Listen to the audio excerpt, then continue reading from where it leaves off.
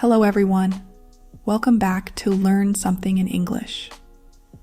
Today, we're discussing a key topic for anyone learning English: passive learning versus active learning. First, let's understand the terms. Passive learning is like being a sponge. You soak up English from what's around you. This might be from music, TV shows, or even conversations you hear. The main thing? You're not trying to break down or fully understand what you hear. You're just taking it in. On the other hand, active learning is like a workout for your mind. It's planned, purposeful, and can be tough. This is when you practice speaking, write essays, work on grammar, or study vocabulary. So why do these differences matter? Think of it like learning to swim.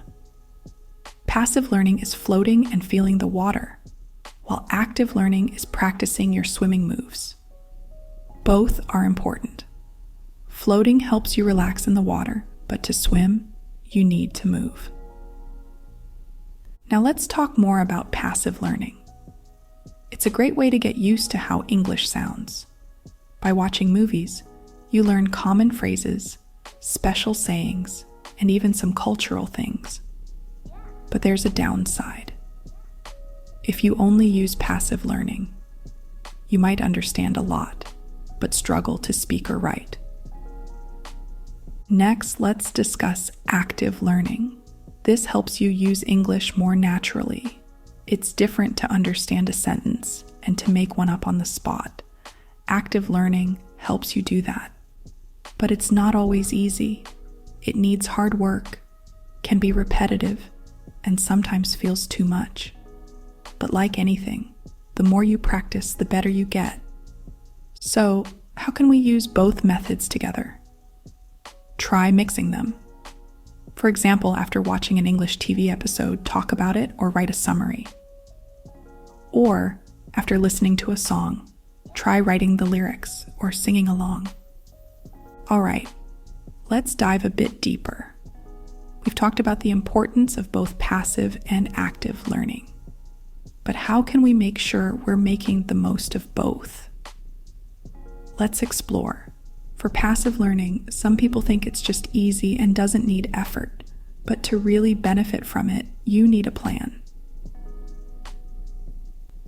Instead of just watching any English show or video, pick topics you love. Like science? Watch documentaries. If you're into drama, watch English dramas. This way, you're more involved and remember more. Repetition. Think about a song you can't get out of your head. That's because you hear it often. Do the same with English content. Watch or listen again and again. You'll start to understand more each time. Write down new words or phrases you hear. You don't need to look them up right away, but it helps to review them later. Now let's talk about active learning. This needs a clear plan. Set clear goals. Don't just say, I want to learn English. Be more specific. Maybe you want to learn new travel words or get better at past tense. Engage multiple senses. Don't only read. Write, talk, and listen too.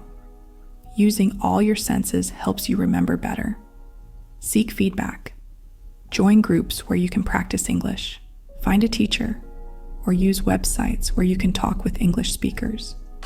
Feedback helps you improve faster. A tip for everyone: stay curious. If learning feels boring, it's hard to keep going. But if you're curious and excited, every challenge is fun to solve. Before we finish, remember the power of community. Being around other learners or people who speak English well can really help. They can share tools, cheer you up when it's hard, and celebrate with you when you succeed.